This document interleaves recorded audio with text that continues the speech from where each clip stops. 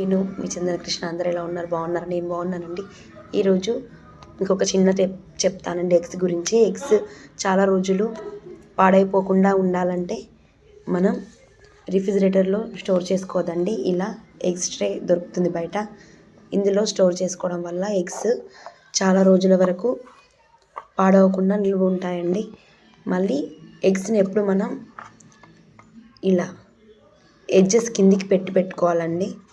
చూడండి, చూపిస్తున్న విధంగా ఈ ఎడ్జ్ అనేది ఇలా పెట్టుకోవాలి. ఇలా పెట్టుకోవడం వల్ల లోపల ఉన్న ఎగ్ యాక్ పాడవకుండా, బ్యాక్టీరియా ఫామ్ అవ్వకుండా ఇలా ఎగ్ యాక్ అనేది మిడిల్లోకి వచ్చేస్తుంది. ఇలా ఎడ్జ్ అనేది కిందికి ఉండాలండి. ఎడ్జ్ ఇలా కిందికి పెట్టుకోవడం వల్ల ఎగ్ యాక్ అనేది మిడిల్లో ఉంటుంది. అప్పుడు దానివల్ల బ్యాక్టీరియా ఫామ్ అవ్వకుండా ఉంటుంది. ఎగ్స్ పాడవకుండా ఉంటాయండి.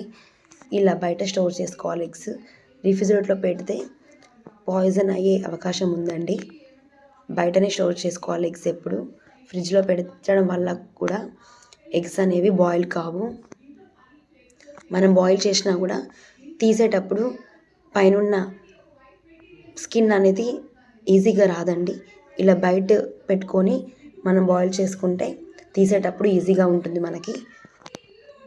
కంపల్సరీ ఈ టిప్ ట్రై చేసి చూడండి. ఇలా ఎడ్జ్ అనేది కిందికి ఉండాలండి. ఎడ్జ్ అనేది కిందికి ఉండాలి. ఇలా తిప్పి పెట్టుకోవాలి.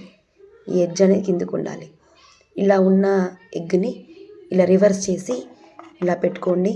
ఒకసారి చిన్న టిప్ ట్రై చేసి చూడండి. అందరికీ యూస్ఫుల్ అవుతుందని నేను అనుకుంటున్నాను. నా ఛానల్ని సబ్స్క్రైబ్ చేసి సపోర్ట్ చేయండి.